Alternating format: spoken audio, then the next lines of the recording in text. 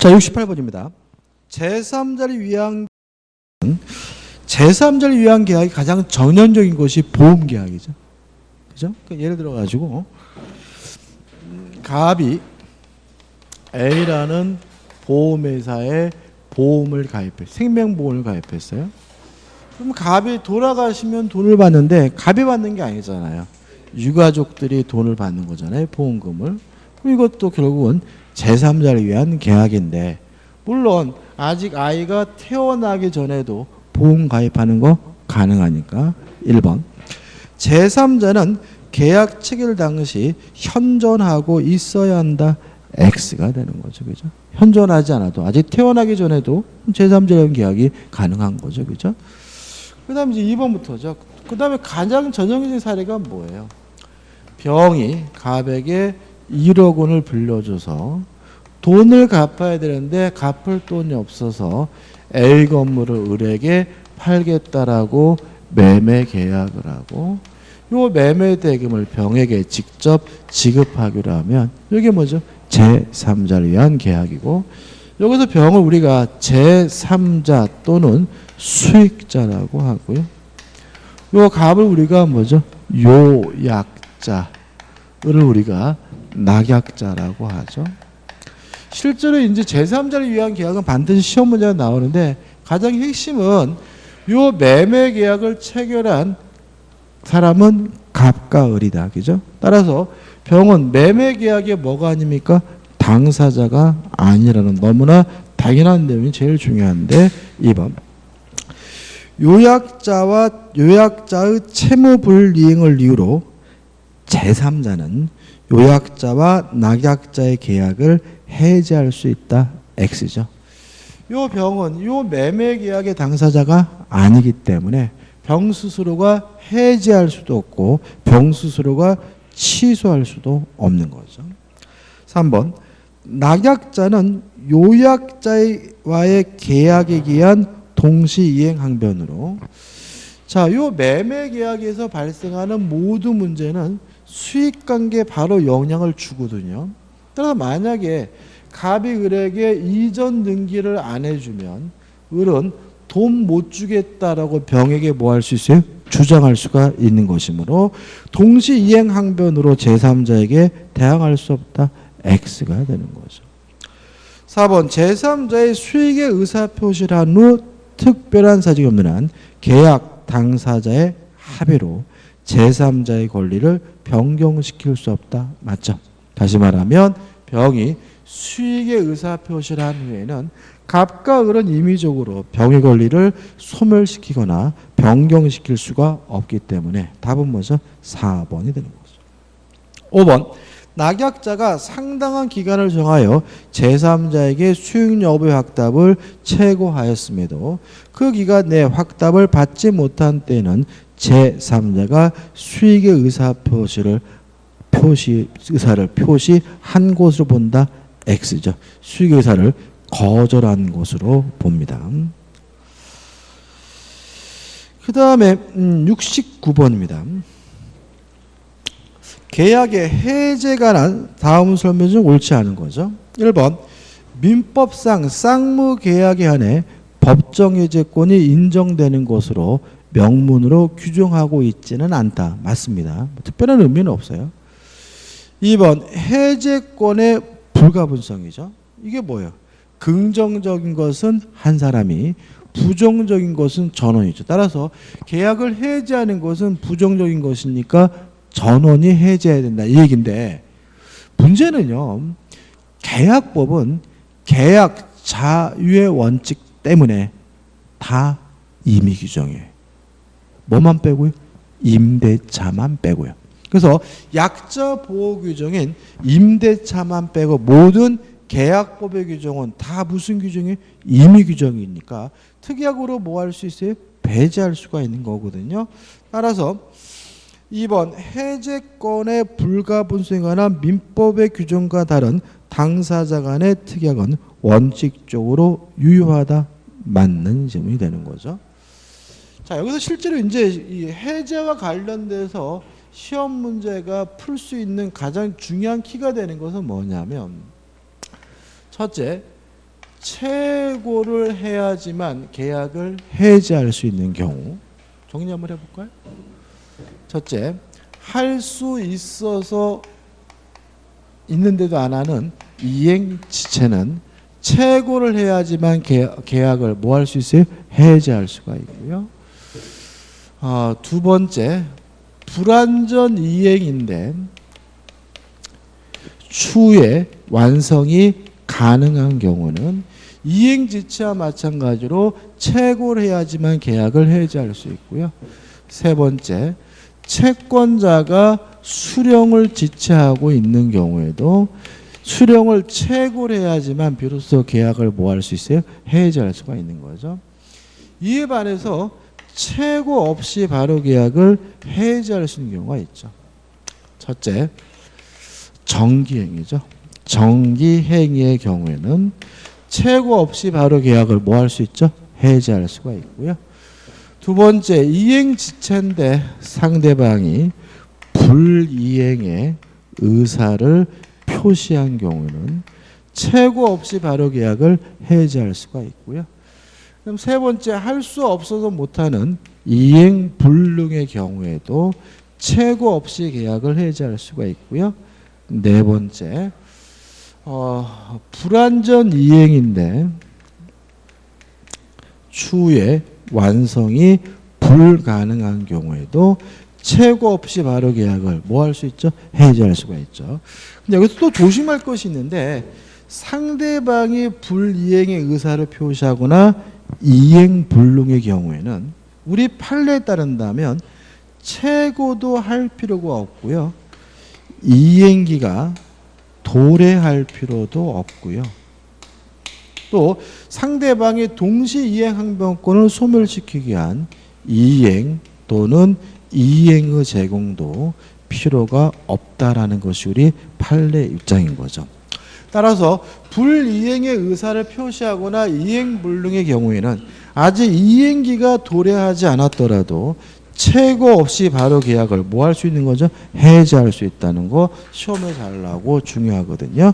따라서 3번, 부동산의 매도인이 중도금의 수령을 거절하였을 뿐만 아니라 계약을 이행하지 아니할 의사를 명백히 표시한 경우에도 매수인이 최고를 할 필요는 없지만 소유권 이전 등기 의무 이행기일은 경과한 후에야 비로소 해제권을 행사할 수 있다는 것이 판례이다.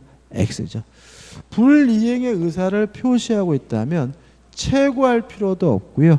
이행기가 도래하지 않았더라도 계약을 뭐 할 수 있어요? 해제할 수가 있으므로 답은 3번이 되고요. 아주 시험에 잘 나옵니다. 4번, 이행 불능의 경우에도 채권자는 최고 없이, 그죠? 이행 불능도 최고할 필요 없이 이행기가 도래하지 않아도 바로 계약을 해지할 수 있으니까 이행기일까지 기다릴 필요 없이 계약을 해지할 수 있다. 맞는 질문이고요. 5번, 부수적 채무의 불이행은 원칙적으로 채권자가 계약을 해지할 수 없다. 맞는 질문이에요. 답은 뭐죠? 3번이 됩니다. 자, 넘기시면 70번 계약금이죠. 계약금에 관한 설명으로 틀린 것은 1번, 매매계약은 주된 계약이고요. 계약금 계약은 종된 계약입니다. 매매계약은 낙성계약이고 계약금 계약은 요물계약입니다. 따라서 1번은 맞는 지문이거든요. 근데 조심할 것은 매매계약이 주된 계약이고 계약금 계약이 종된 계약이라고 해서 동시에 할 필요는 없는 거거든요. 따라서 2번, 계약금 계약은 종된 계약이므로 주된 계약과 동시에 성립하여야 한다. X죠. 매매 계약을 한 후에 추가로 계약금 계약을 하는 것이 가능하기 때문에 동시에 해야 한다. X고 답은 2번입니다. 3번, 매매 계약에 있어서 계약금은 해약금으로 추정이 되고요. 4번, 해제할 수 있는 기간은 당사자 일방의 이행에 착수할 때까지고요. 5번, 해약금에 의한 해제라면 해제니까 채권 관계는 소급적으로 소멸케 되지만 채무 불이행이 아니므로 손해배상 청구할 수가 없고요. 또 이행 착수 전이기 때문에 이행하기 전이기 때문에 원상회복 문제도 생기지 않는다는 거 꼭 주의하셔야 되겠죠. 답은 뭐죠? 2번이네요. 자, 71번입니다. 자, 매매 계약을 하고요. 인도하기 전이라면 매도인이 점유하고 있으므로 매도인이 과실을 수취하고요.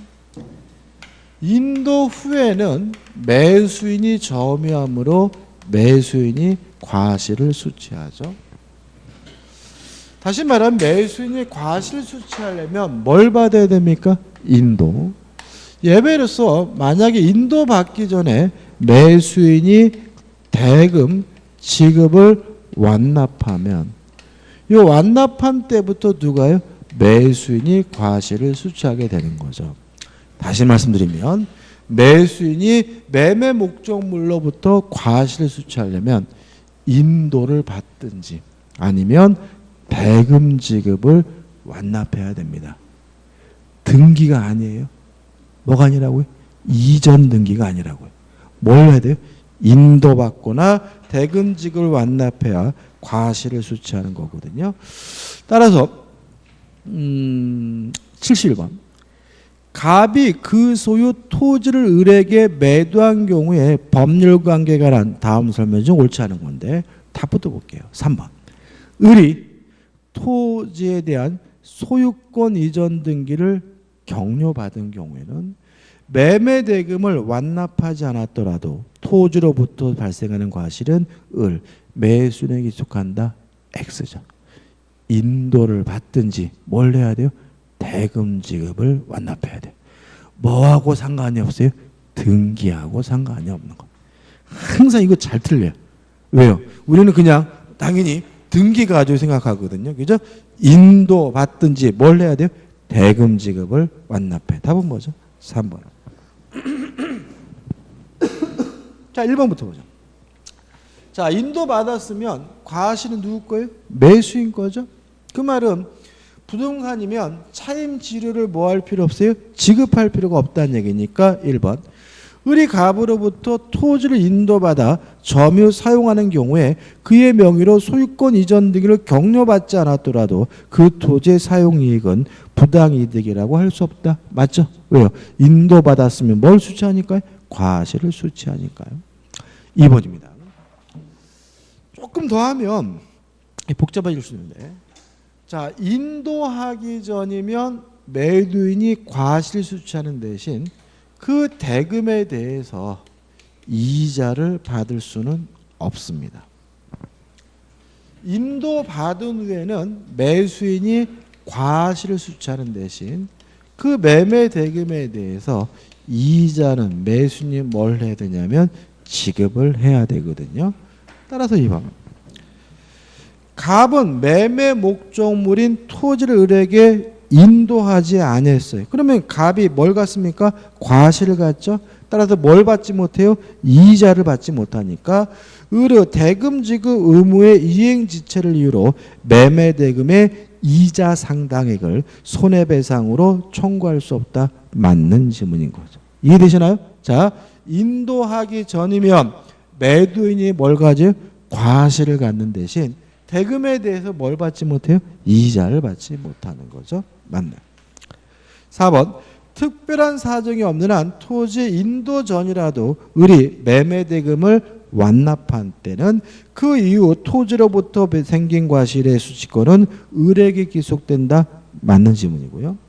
5번 매매 계약이 취소된 경우 선의 을에게 과실 수취권이 인정되는 이상 선의 갑은 매매 대금의 운영이익 내지 법정이자를 반환하지 않아도 된다. 맞는 지문입니다. 특별한 의미는 없습니다. 답은 3번이죠. 자, 72번입니다. 담보 책임에 대해서도 시험 문제를 반드시 내요. 반드시. 그래서 일단은 반드시 기억해야 될 거.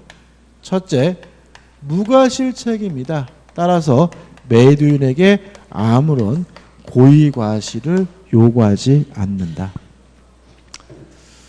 두 번째, 권리의 하자가 있는 경우에는 매수인이 선이라면 당연히 담보 책임 묻는 것이 가능하고요.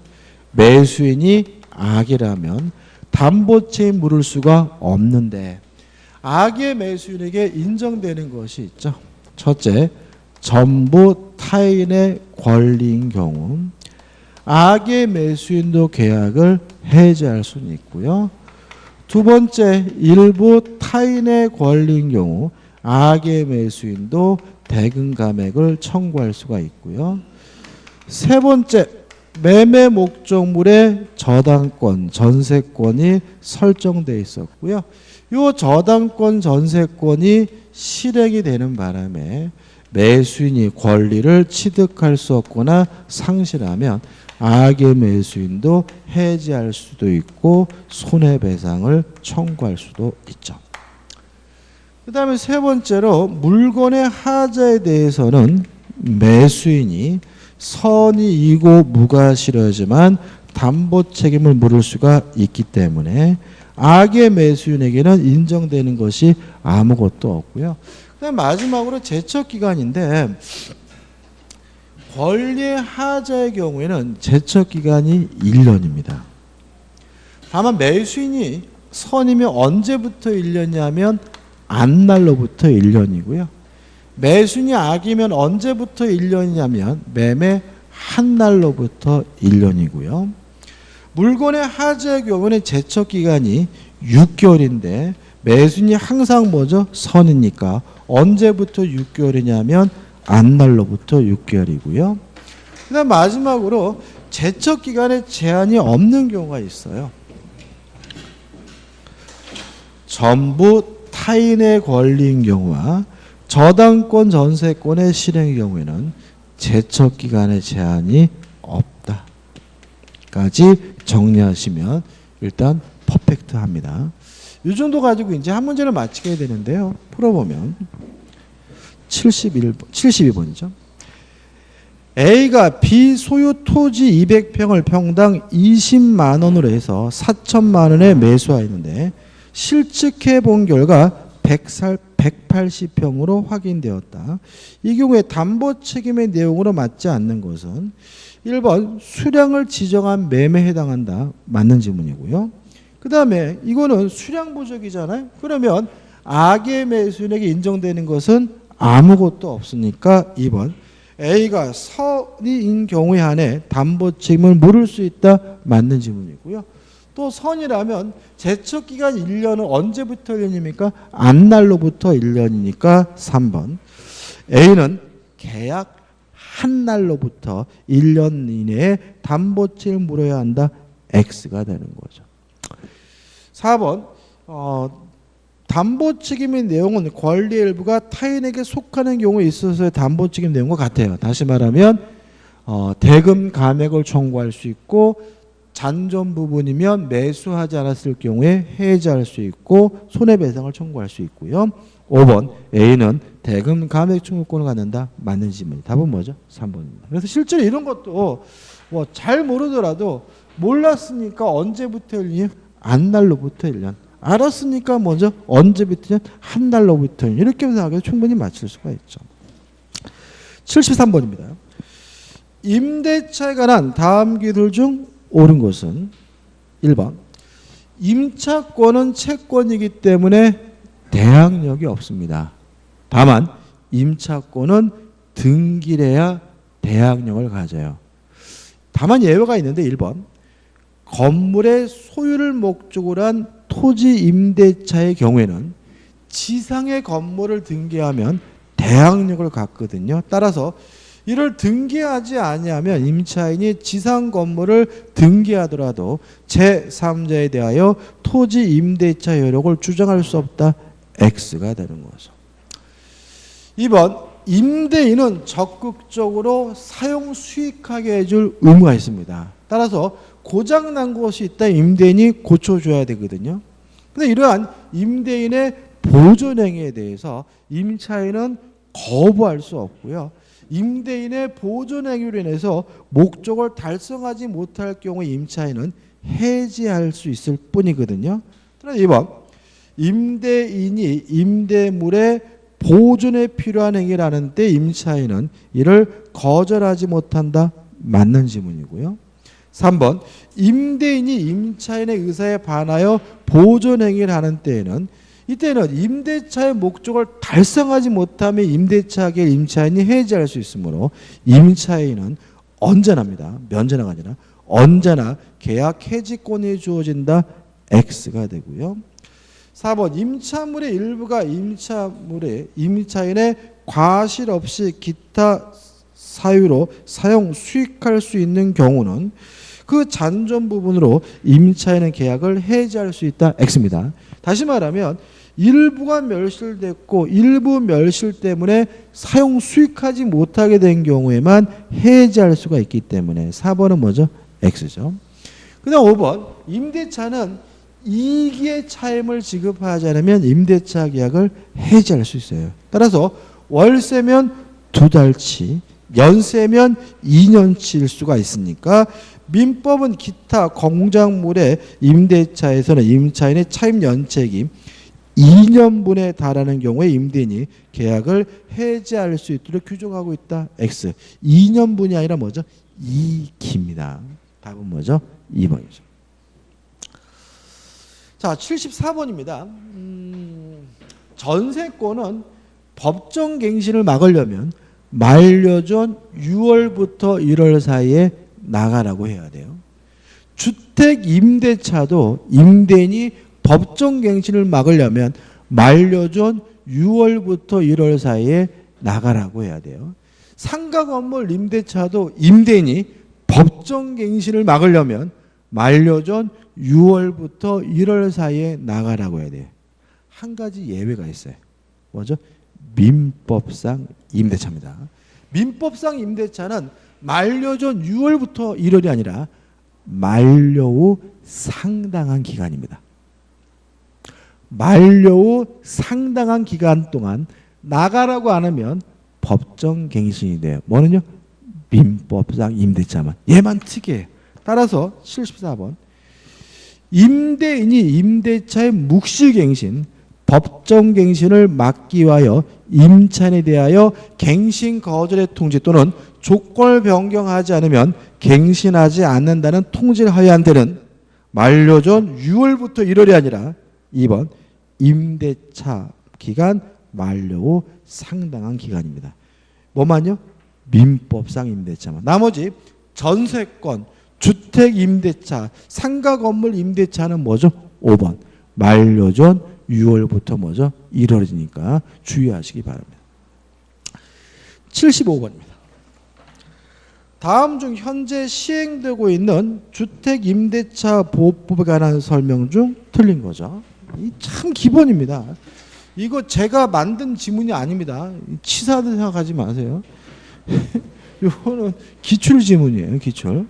자, 우리가 알다시피 주택 임차인은 인도받고 주민등록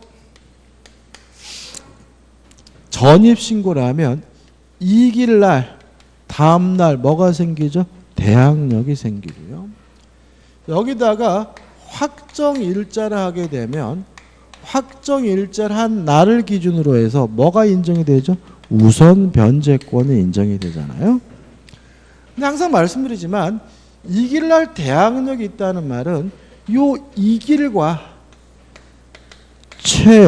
최우선 순위 저당권과 비교해 가지고 뭐가 결정해 줍니까? 소멸 여부를 결정해 주는 기준인 거죠. 다시 말하면 주민등록하면 이길 날 대항력이 생긴다는 말은 주민등록을 한 이길과 가장 빠른 저당권과 비교해 가지고 뭐가 결정됩니까? 소멸 여부가 결정된다는 말에 불과한 거고요. 또 확정일자라면 우선 변제권이 있다는 말은 이 확정일자를 기준으로 해서 뭐가 결정이 되는 거죠? 배당 순위가 결정이 되는 거죠. 그래서 확정일자라는 것보다 빠른 저당권이 있다면 얘보다 뭐죠? 늦게 배당을 받는 거죠. 그래서 우리가 항상 문제가 되는 것은 우선해서 변제받는다는 말은 결국은 누구한테나 다 우선한다는 말이 아니라 후순위 권리자보다 우선해서 변제받는다는 말에 불과한 거예요. 따라서 3번 보시면 대항요건과 임대차 계약증서상의 확정일자를 갖춘 임차인은 임차주택의 환가대금에서 다른 물권자 X에 다른이 뭐로 바꿔야 되냐면 후순위 물권자로 바뀌어야 돼. 후순위 물권자 기타 채권자보다 우선하여 보증금을 변제받을 권리가 있다. 이래야 돼요. 왜냐하면 다른 물권자는 누구도 포함해요? 선순위 물권자도 포함하니까. 이거 조심하셔야 됩니다. 이거 이 그지같이 말장난 이렇게 치사하다 그러면 안 돼요. 그죠? 기본적인 개념인 거죠. 나머지 것들입니다. 1번 인도받고 주민등록하면 이 길날 뭐가 생깁니까? 대항력이 생긴다. 2번 임차주택의 양수인. 자, 임차주택이 대항력이 있으면 새로운 소유자에게 뭐 할 수 있어요? 대항할 수 있죠. 따라서 새로운 소유자는 임대인의 주의를 승계한 곳으로 본다. 맞는 질문이죠. 4번 임차권 등기 명령은 누가 신청합니까? 임대차 계약이 종료가 됐는데도 불구하고 보증금을 반환받지 못하고 있는 주택 임차인이 신청하는 것이니까 4번 임대차가 종료된 후 보증금을 반환받지 못한 임차인은 임차주택의 소재지를 관할하는 지방법원 지원 또는 시군법원에 임차권 등기 명령을 신청할 수 있다. 맞는 질문이고요. 5번 주택 임대차는 최단 기간을 보장하죠. 최소한 몇 년을 보장하죠? 2년을 보장하니까 5번 기간에 정함이 없거나 기간을 2년 미만으로 정한 임대차는 그 기간을 2년으로 본다. 맞는 질문이 되는 거죠. 76번입니다. 가장 전형적인 문제입니다. 그러니까 실제로 이 76번은 좀 복잡한데 이 사례를 가지고 조금씩 변형해서 문제를 낼 뿐이에요. 그러니까 주택 임대차는 뭔가 잡다한 판례보다는 이 76번 사례를 분석하고 이해하는데 중점을 하셔야 되고, 물론 이거 우리가 수업 시간에 수없이 했기 때문에 아마 쉽다라고 생각할 거고요. 그 다음에 웃지 마요. 그리고 이런 문제는 뭐가 중요한 거냐면 순서가 중요한 거예요. 그러니까 눈으로만 풀지 마시고 옆에다가 뭐죠? 순서를 메모하는 거죠. 자, 읽어볼게요. 갑은 을을 채권자로 하는 소에게 저당권이 설정되어 있는 무효 아파트죠. 그러면 아파트 주택인데 지금 맨 앞에 을 앞으로 뭐가 설정되어 있죠? 저당권이 설정되어 있는 거죠. 3년 기한으로 임차에 거주하고 있는 중에 무가 다시 병으로부터 금전을 대출받고 저당권 설정해 주었죠. 그러면 그러고 나서 갑이 뭘 취득했죠? 주택 임차권을 취득했고요. 그러고 나서 병 앞으로 뭐가 설정됐죠? 저당권이 설정됐음을 알 수가 있죠.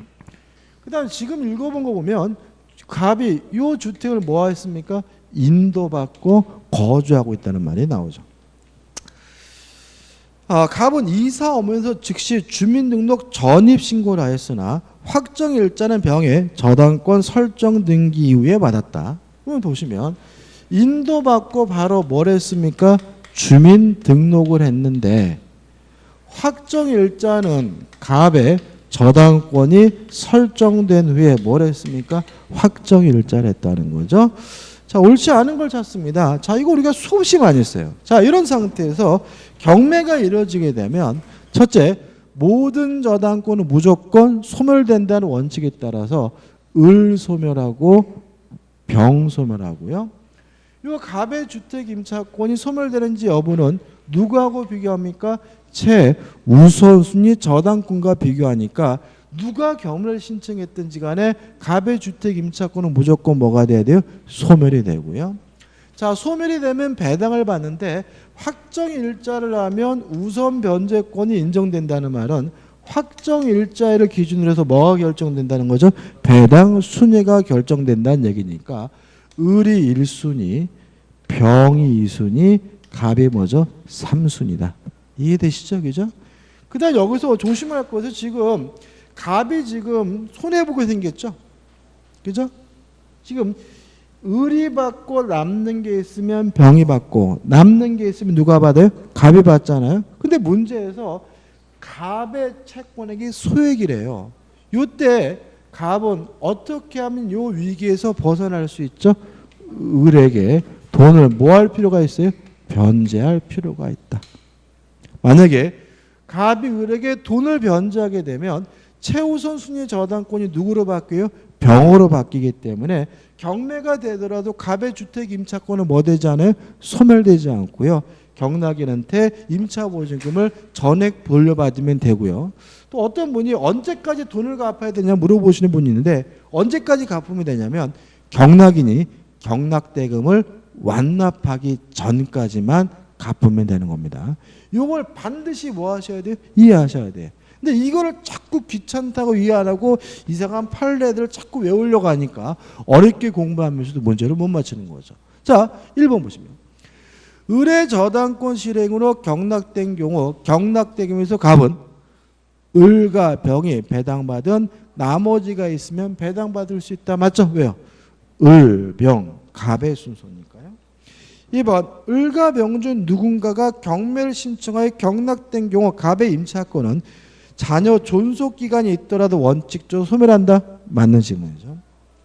3번 병의 저당권 실행에 의한 경우에 경락대금에서 갑이 보증금에 관하여 배당받지 못한 때에는 경락인에 대하여 임차권으로 대항할 수 있다. X죠. 얘는 무조건 소멸됩니다. 답은 3번이고.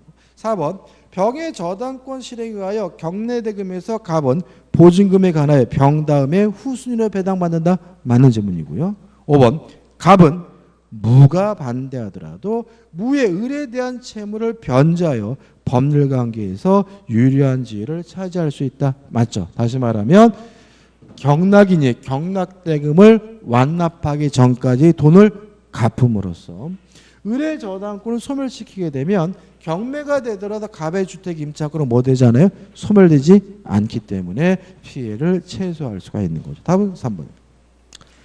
77번입니다. 집합 건물의 공용 부분에 대한 설명으로 옳은 거. 1번은 참 당연한 건데 질문이 좀 잘 나옵니다. 일부의 구분 소유자만의 공용에 재건된 곳이 명백한 공용 부분이면 지들끼리만 공용인 거죠. 따라서 구분 소유자 전원의 공유에 속한다. X가 되는 거죠. 2번 공용 부분과 전유 부분의 일체성은 절대적입니다. 절대로 공용 부분은 분리해서 뭐 할 수 없어요? 양도할 수가 없어요. 따라서 공용 부분에 관한 지분은 각자가 가지는 전유 부분의 지분에 따른다. 그러나 규약으로 달리 정한 경우에는 분리 처분이 가능하다. X가 되는 거죠. 3번 구분 소유자는 공용 부분을 용도에 쫓아 사용합니다. 용도. 계단이면 통로면 통로로 써야죠. 뭐 창고가 필요하다 그래서 계단을 뭐로 쓰면 안 돼요? 창고로 쓰면 안 되거든요. 3번 각 공유자는 공용 부분을 자기 필요에 따라 사용할 수 있다. X가 됩니다. 4번 공용 부분에 대한 변경은요. 원칙적으로 4분의 3 이상의 찬성이 필요해요. 다만 계량 행위로서 과다한 비용이 들지 않으면 통상의 집회결이 과반수의 찬성으로 공용 부분을 변경하는 것이 가능하기 때문에 4번 공용 부분의 계량을 위한 것으로서 과다한 비용이 드는 것이 아닐 때에는 통상의 집회결의로서 결정할 수 있다. 5 맞는 지문이고 답은 뭐죠? 4번이 되는 거죠. 5번 전 소유자가 관리비를 들냈어요. 그러면 새로운 소유자는 전유 부분에 대한 연체 관리비는 승계되지 않고요. 공용 부분에 대한 연체 관리비만 승계되거든요. 따라서 5번. 공유자가 공용 부분에 관하여 다른 공유자에 가지는 채권, 이게 뭐예요? 관리비 중 공용 부분에 대한 연체 채권입니다. 그의 특별 승계에 대하여 행사할 수 없다가 아니라 있다고요. 따라서 뭐죠? X가 되는 거죠. 답은 뭐죠? 4번이 되는 거죠. 자, 5번입니다. 자, 일단 오늘은 이 가등기 담보에 대해서는 적용 범위에 관한 문제를 뽑았어요. 일단 가등기 담보법이 적용되려면 첫째, 소비대차 계약으로부터 발생한 채권이어야 됩니다. 두 번째, 부동산에 관한 양도담보, 매도담보, 가등기 담보에 대해서 적용이 됩니다. 세 번째, 목적물의 가액이 뭐보다 더 커야 되냐면 채권액보다 더 커야 됩니다.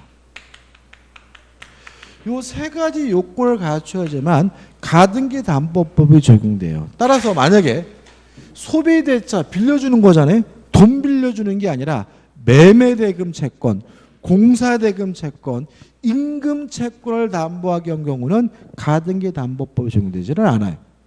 두 번째, 부동산이어야 합니다. 따라서 동산에 관한 양도담보, 매도담보에 대해서는 가등기 담보법이 적용되지 않아요. 세 번째, 목적물의 가액이 뭐보다 더 커야 돼요? 채권액보다 더 커야 됩니다. 어차피 가등기 담보에 대한 법률에서는 한 문제가 나오는데 5개 지문 중에서 1개 지문은 요 적용 범위에서 출제하고 있으니까 꼭 기억해 두셔야 돼요. 그럼 보자고요. 78번. 가등기 담보 등에 관한 법률이 규제하는 담보 형태가 아닌 것은 돈 10만 원을 빌리면서 소비대차죠. 그죠? 빌렸으니까, 그죠? 빌려 소비대차인데 문제는 그 담보로 100만 원 상당의 다이아 반지, 동산이죠. 다이아 반지는 뭐라고요? 동산. 동산에 대한 양도담보는 적용되지 않습니다. 답은 뭐죠? 1번인 거죠. 2번, 쌀 10가마를 빌렸죠? 소비대차입니다. 그 담보로 채무자 소유의 토지, 부동산이죠. 권리 이전에 가등기, 그럼 뭐예요? 가등기 담보네. 가등기 담보법 적용됩니다. 3번, 시가 3천만 원 상당의 토지를 1천만 원에 매각하고 1년에 매도인이 1천만 원과 그에 대한 이자를 매수인에게 지급하여 환매하기로 하고 이를 등기했어요. 그럼 이건 뭐예요? 매도담보죠. 그죠? 다시 말하면 부동산에 관한 뭐예요? 매도담보니까 가등기 담보법 적용이 되고요. 4번, 금전 소비대차에 있어서 1천만 원을 대여받은 자가 그 담보로 자신의 부동산을 채권자 앞으로 이전 등기했어요. 이게 뭐죠? 양도담보죠. 부동산에 대한 양도담보니까 가등기 담보법 적용되고요. 5번, 채무자가 1천만 원을 빌리면서 그 담보를 위하여 자기 소유 토지의 소유권 이전을 위한 가등기, 이게 뭐죠? 가등기 담보죠. 따라서 뭐죠? 가등기 담보법이 적용됩니다. 그래서 실제 이 문제는 부동산에 관한 양도, 매도 담보, 가등기 담보에 대해서 가담법이 적용되고 동산에 대해서는 가등기 담보법이 뭐 되지 않습니까? 적용되지 않는다는 아주 단순한 문제인 거죠. 79번입니다. 갑은 을 소유 부동산을 매수하려고 마음먹고 다만 세금 관계 등의 이유로 인척인 병의 이름을 빌려 병 앞으로 소유권 이전 등기해 두기로 병과 합의한 뒤 을에게 이러한 사정을 이야기하고 을과 위 부동산을 매수하는 매매 계약을 체결하여 병 명의로 소유권 이전 등기를 했죠.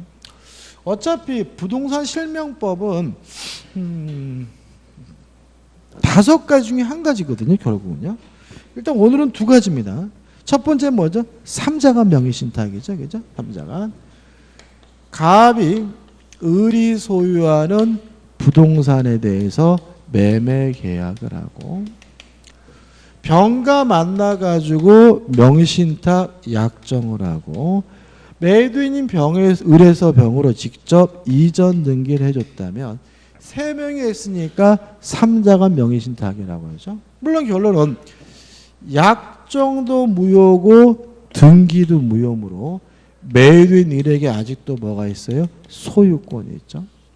따라 을은 자신이 소유권자라는 이유로 을의 등기에 대해서 뭐 할 수 있어요? 말소를 청구할 수가 있죠. 근데 문제는 갑과 병 간의 명의신탁 약정이 무효니까 갑은 을에게 병에게 직접 이전 등기해 달라거나 말소 등기해 달라고 뭐 할 수는 없어요? 청구할 수는 없는데 그래서 유효한 것이 있죠. 갑과 을 간의 요 매매 계약은 무효가 아니라 뭐죠? 유효함으로 갑은 을에게 이전 등기해 달라고 요구할 수 있는 뭐는 있어요? 채권은 있으므로 요 채권을 근거로 해서 을의 소유권을 대위 행사할 수는 있다. 따라서 갑은 을을 대위해서 말소시킨 후 이전 등기 받아야 비로소 뭘 갖게 되는 거죠? 소유권을 갖게 되는 거죠. 1번 갑병 간의 명의신탁 약정은 무효이다. 2번 병은 부동산 소유권을 취득할 수가 없다. 왜요? 병의 등기가 무효니까요. 3번 을은 병에 대하여 소유권 이전 등기의 말소를 청구할 수가 있다. 4번 갑을 간의 매매 계약은 무효이다. X. 매매 계약은 뭐하죠? 유효하죠. 따라서 5번 갑은 을을 대의하여 병에 대하여 그 소유권 이전 등의 말소를 청구할 수 있다. 답은 뭐죠? 4번인 거죠. 그 다음에 또 하나는 뭐죠? 유효한 명의신탁입니다. 1번 갑 종중이 그 소유 부동산을 종은을에게 명의신탁하였죠. 자, 이런 문제죠. 갑과 을이 만나서 명의신탁 약정을 하고 갑이 을에게 이전 등기를 해주면 약정도 무효고 등기도 무효인 것이 원칙이지만 갑을 간의 관계가 종중이거나 또는 종교 단체거나 또는 부부인 경우에는 세금 포탈 등의 불법한 목적이 없다면 약정도 유효하고 무엇도 등기도 유효한 거죠. 자, 이 문제에 대해서 우리 판례는 대내적 관계와 대외적 관계를 나누죠. 자, 진짜 준 게 아니라 이름만 빌린 것이니까 갑을 대내적으로는 갑에게 아직도 뭐가 있는 거죠? 소유권이 있는 거고요. 다만 을 앞에 이루어진 등기가 유효하니까 대외적으로는 제3자에 대해서 누구에게? 을에게 소유권이 있는 거죠. 그죠? 그래서 결국은 이 유효한 명의신탁은 등장인물만 뭐 하시면 되는 거예요? 조율하시면 되는 거죠.